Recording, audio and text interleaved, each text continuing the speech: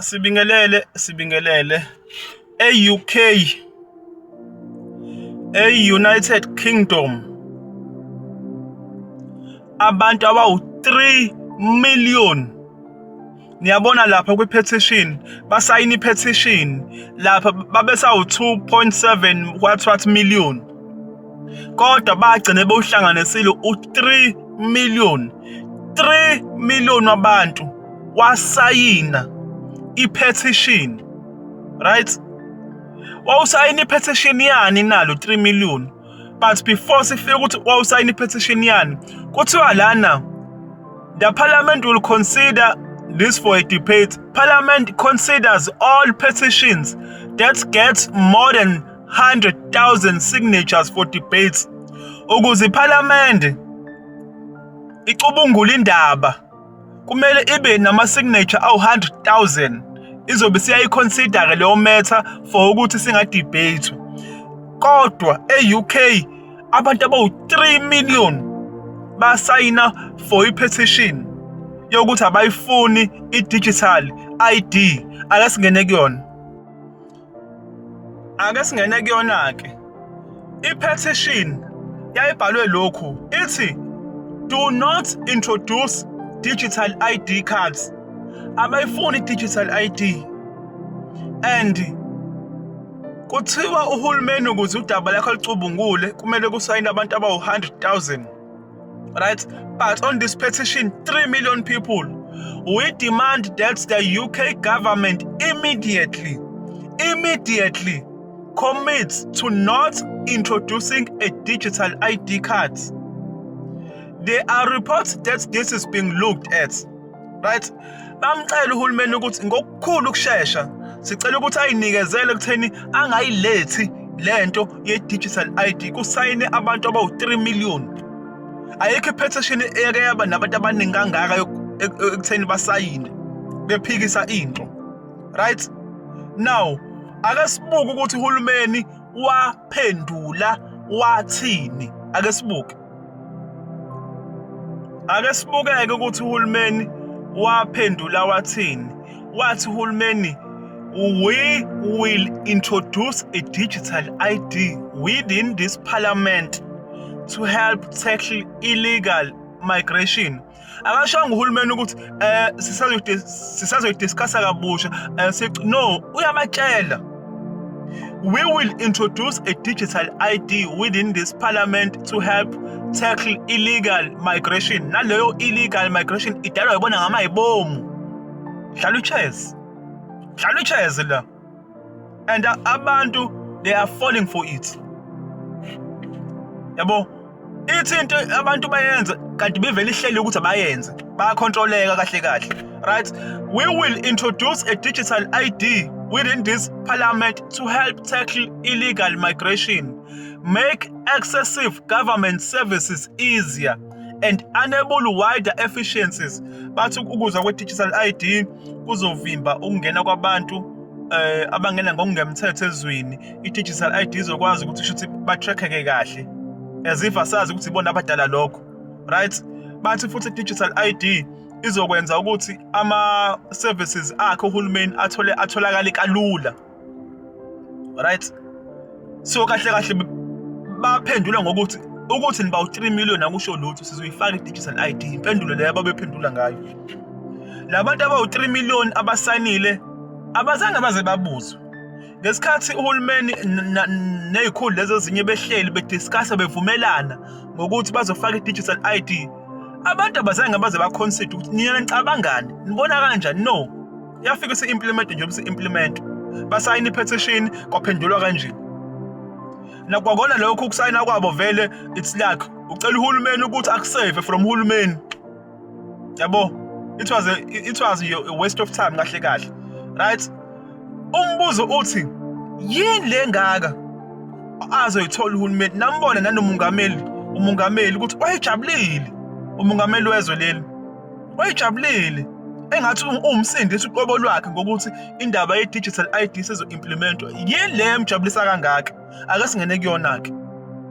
Now, umbuzo uthi bonke ohulumeni bayimisela ukuthi bayifake ngenkani lento digital ID bayimisele ukuthi bangabalaleli abantu ukuthi bakhalaza abathini, ukuthi abantu imibono yabo ithini nge-digital ID. Abekho abantu ababuzwa and bayifaka ngenkani futhi ngenkani ukuthi uyathanda akunamsebenzi nalokho, right? Now yini azoyithola uhulumeni ngokufaka i-digital ID? Zo-2 izinto azoyithola. Lezi zinto zo-2 vele beyivele zikhona, kodwa i-digital ID izomenza uhulumeni ukuthi akwazi ukuthi abe namandla kulezi zinto zo-2. Number 1 azoyithola uhulumeni i-tax. Vele into ayifunayo kweni uhulumeni yini? I-tax. I-tax. Yabona nje nge-digital ID bazokwazi ukutaxa ama-spaza shop amancane. Bebengakwazi ukwenza lokho ngocash. Yabona nje nge-digital ID bazokwazi ukutaxa amasonto. Bebengakwazi ukuwataxa ngocash. Yabo, bafunani? Bafuna i-control. Yilento ibibahlula ngocash. Yilento ibibahlula ngama-ID lawa madala. So lama-ID amasha azobanika le control abayifunayo. Bazokwazi ukutaxa amasonto.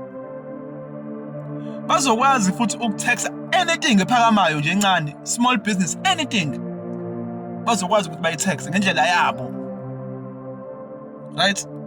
So i-tax iyona nto yokuqala abayifunayo. Ngisho imboni le yezokuthutha le thutha abantu njengoba ibingathexeki, this time izothexeka.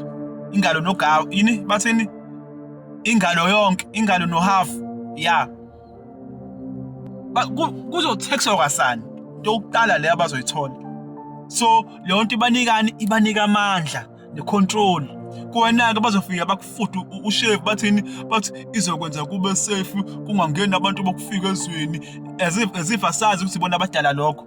Yabo, bangangeni abantu bokufika ezweni, izokwenza ubugebengu obunciphe, as if asazi ukuthi ipolitiki yonke leyo, right?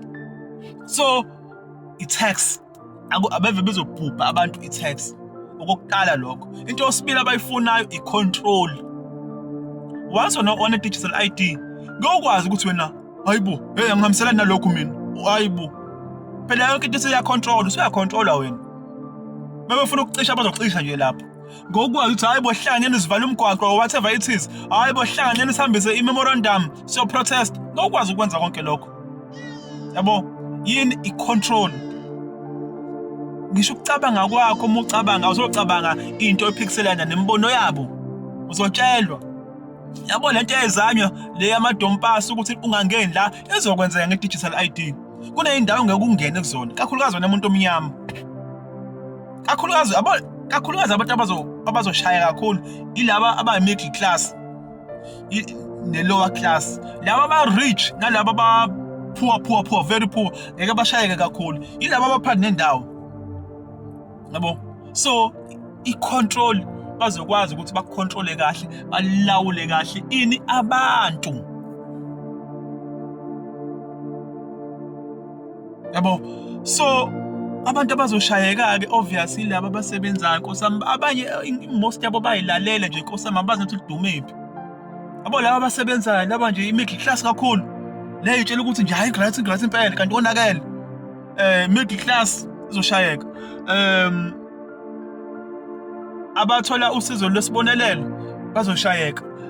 Izikole obviously uzongena ngayo, isema-university uzongena ngayo, iseyibhedlela uzongena ngayo. Uhulumeni ngeke azeze kuwena la ukhona athi wena iphi digital ID, no. Kodwa uma usebenzisa into yakhe nje uzofuna i-ID yakhe, nayo into azokubamba ngayo. Uma usebenzisa into yakhe uzofuna i-ID. Mudla ukudla kwakhe ezitolo zakhe lezi uzofuna i-ID. Muye esibhedlela sakhe uzofuna le-ID. Mufuna isibonelelo sakhe uzofuna i-ID. Imisebenzi-ke eminingi izophela Nkosi yami. Abanye abazi lokho batshela bayosebenza forever. Imisebenzi eminingi mhlawumbe 90% yemisebenzi izophela. Ngobani? Kuza ama-robots, kuze i-AI by 2030. Yabo, kakhulukazi ema-factory nje nale imisebenzi eminingi izophela. Right? Isibonelelo lo 350 uzonyuswa mhlawumbe ube imali enkulu mhlawumbe 5,000 or whatever. Kodwa uzodinga i-ID ukuthi uyithole. Yabo, uhulumeni uzokubamba ngento eyodwa, uzoyichoma wena. Ngeke akuforce ngenkani, kodwa uzovala into zakhe zonke. Wena kwakho ukuthi uphume ezintweni zakhe. Wena kwakho ukuthi ufunde ukuphila ngaphandle kwento zakhe. Yabo, simple. vele sasingaphili ngesystem yakhe before, but sagaxela ngoba sithi saphucuzeka, namhlanje sigaxele. So imile nje injalo nje, i-digital ID izoba khona. Sicela ukuthi sivale la, siyabonga.